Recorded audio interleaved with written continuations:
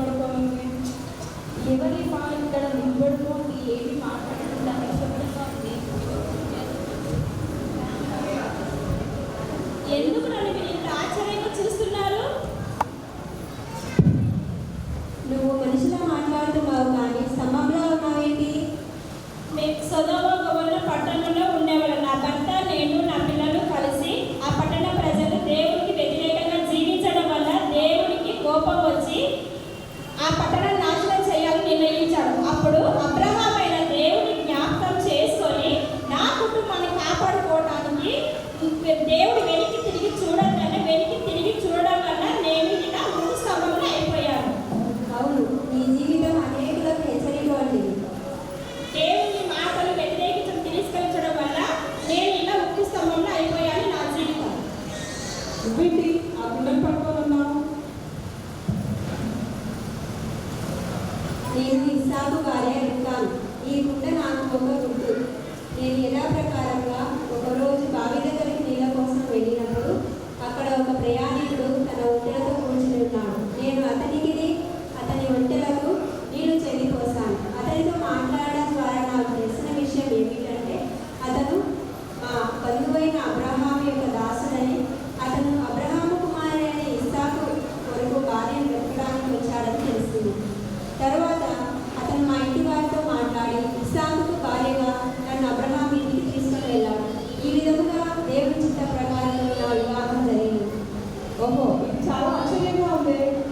నేను అబ్రహాము ఇంటికి వెళ్ళేటప్పుడు నాకేమీ తెలియదు. తర్వాత నాకు తెలిసింది దేవుడు నన్ను ఎన్నుకున్నాడు. దేవుని చిత్త ప్రకారం చేయడం ద్వారా ఈ స్త్రీల జనానికి తల్లిగా ఉండే ఆధిక్యతను నాకు ఇచ్చాడు. ఈ స్త్రీల జనానికి నువ్వు ఏం తెలియజేయాలనుకుంటున్నావు?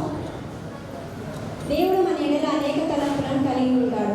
ఆయన చిత్త ప్రకారం చేస్తే ఆయన మన చెయ్యి పట్టుకొని నడిపిస్తాడు. అవును, నేను అవకాశం కోల్పోయాను. ఎందుకు? నేను అననీయ భార్య సఫీరా. మా గురించి అపోస్తుల కార్యములలో వ్రాయబడింది. ఆ కాలంలో విశ్వాసులు తమ ఆస్తులను అమ్ముకొని అపోస్తుల పాదాల దగ్గర పెట్టేవారు. సంఘమంతా తమకున్నంత సమిష్టిగా ఉంచుకునేవారు.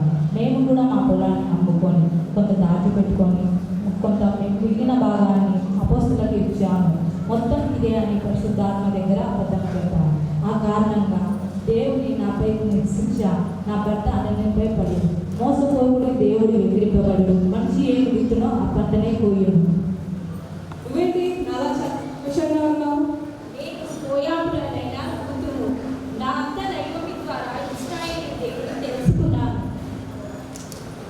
నీకన్నా చాలా ఆహ్లాదకరంగా ఉంది. చెప్పు. నా భర్త చనిపోయాక నా అత్తతో కలిసి నేను ఉన్నాను. నా అత్త బంధువు అయిన బోయాజుతో నా వివాహం జరిగింది. మోడబారిన నా జీవితాన్ని దేవుడు చిగురింపజేశాడు. నీ కథ ద్వారా ఏం తెలియజేయాలనుకుంటున్నావు? మనము దేవుని ఆధారపడినప్పుడు ఆయన తన రెక్కల కింద మనలను సురక్షితంగా ఉంచుతాడు. అవును, ఆయన నమ్ముకున్న వారికి ఆశ్రయదుర్గము కోట. ఇంతకీ నువ్వెవరు? నేను మధ్యలేని మర్యాద. నీవే కదా దేవుడు పునరుద్ధానుడిగా చూసిన మొదటివి. ఇంత గొప్ప ధన్యత. అవును, నేను దేవుని కలిగి ఉండటం ఎంతో ధన్యము. నేను మొదట పాపినైన దాన్ని, కానీ దేవుడు నాలో ఉన్న దురాత్మను వెళ్ళగొట్టి నా జీవితాన్ని పరిశుద్ధం చేసి నా పాపాలను క్షమించాడు. యేసయ్య ప్రేమను నేను ఎన్నటికీ మర్చిపోలేదు. యేసయ్య లేకుంటే నేను జీవించలేదు.